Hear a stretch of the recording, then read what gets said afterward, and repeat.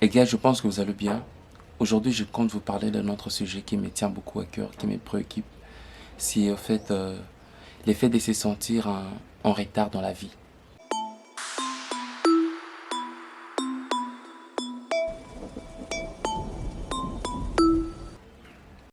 Je peux pas enlever le fond vert, du coup, j'ai laissé comme ça et let's go. Depuis un certain temps, je commençais un peu à faire un bilan de ma vie, et voir où j'en étais et où j'en suis maintenant. J'ai commencé aussi à me comparer aux autres, à tout ce que je vois sur les réseaux sociaux. On dit souvent qu'il ne faut pas suivre tout ce qui est sur les réseaux sociaux, que les gens ne publient pas forcément leur vraie vie. Mais quand même, mais quand même. Ouais, c'est aussi ça le côté malsain, surtout Instagram.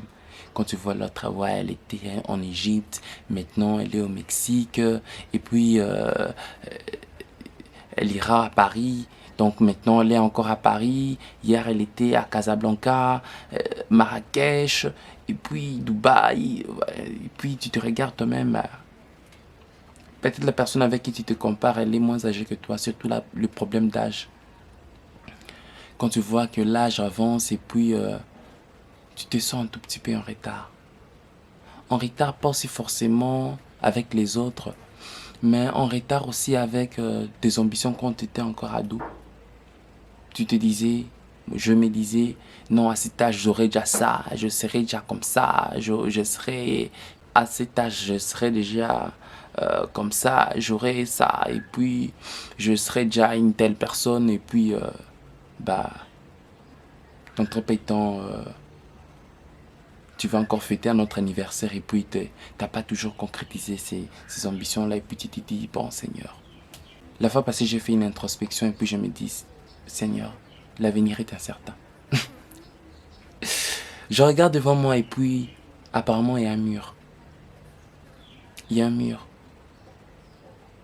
Je me pose trop de questions et puis je me dis, tiens, est-ce que ça ira? Est-ce que je vais évoluer avec ce que je fais?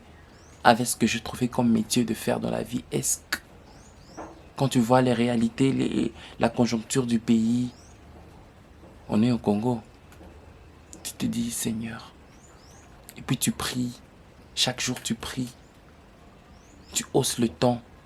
Tu pries dans ta chambre, tu pries à l'église, tu pries dans la rue, tu pries dans le bus, aux toilettes. C'est la même prière que tu répètes chaque jour. Et puis là, il y a les doutes qui naissent. Tu commences à perdre un peu la foi. L'avenir est incertain.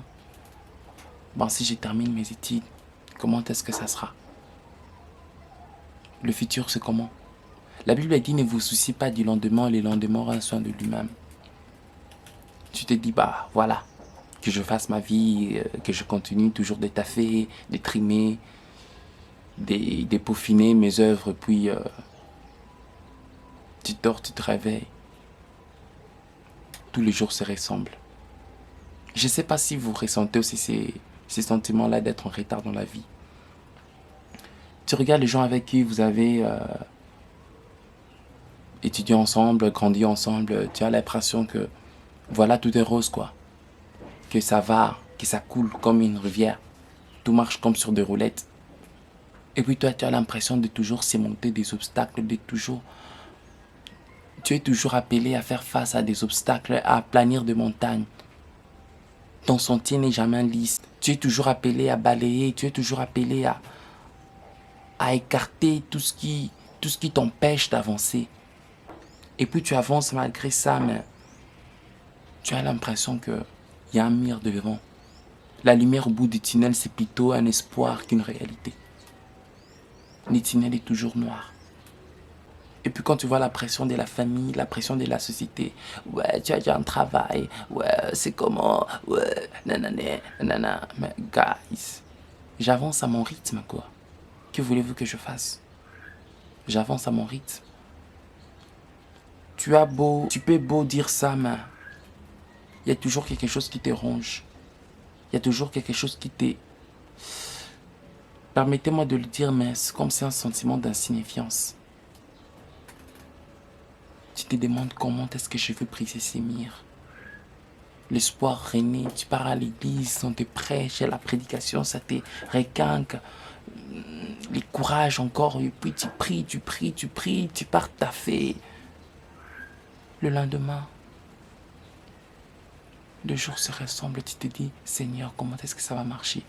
Bon, si par exemple ma bénédiction traîne, je sais que tu bénis à ton temps, mais God, ne serait-ce que quelque chose d'un tout petit peu qui puisse un peu me rassurer. Pas forcément me rassurer, mais me permettre de m'assumer, quoi.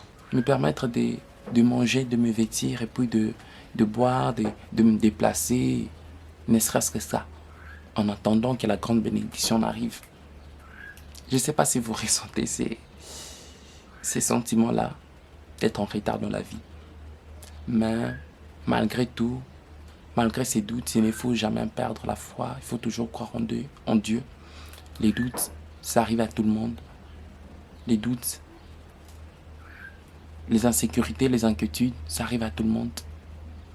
Même Jean-Baptiste, à un certain point, il avait envoyé ses disciples, bon, aller dire à Jésus, est-ce que c'est vraiment lui le Messie qu'on attendait, quoi. Vous voyez, c'est peut-être des choses qui me rassurent, ça me dit, bah, ça fait partie du chemin. Mais quand même que Dieu puisse nous donner la force de pouvoir continuer à trimer, à persévérer, à tenir les coups. Et qu'il nous donne ne serait-ce que de petits sous afin de juste manger, nous déplacer, assurer notre quotidien et puis éliminer certaines occupations, comment dire. Tu vois, tu as des projets, puis tu te dis, si j'avais l'argent, mais j'aurais dû faire, je vais faire ça. Donc, il nous donne, qu'il puisse un peu nous donner cette somme-là, quoi, afin de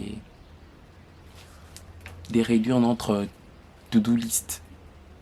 Et si c'est aussi ça, les sentiments qui vous arrivent de temps en temps, partagez ne serait-ce que dans les commentaires, comme ça je vais me rassurer que je ne suis pas seul dans le monde. Ça pourrait peut-être aussi me donner la force de continuer.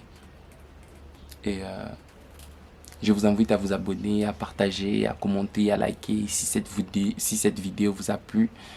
Et on se retrouve pour un nouveau numéro. Prenez soin de vous.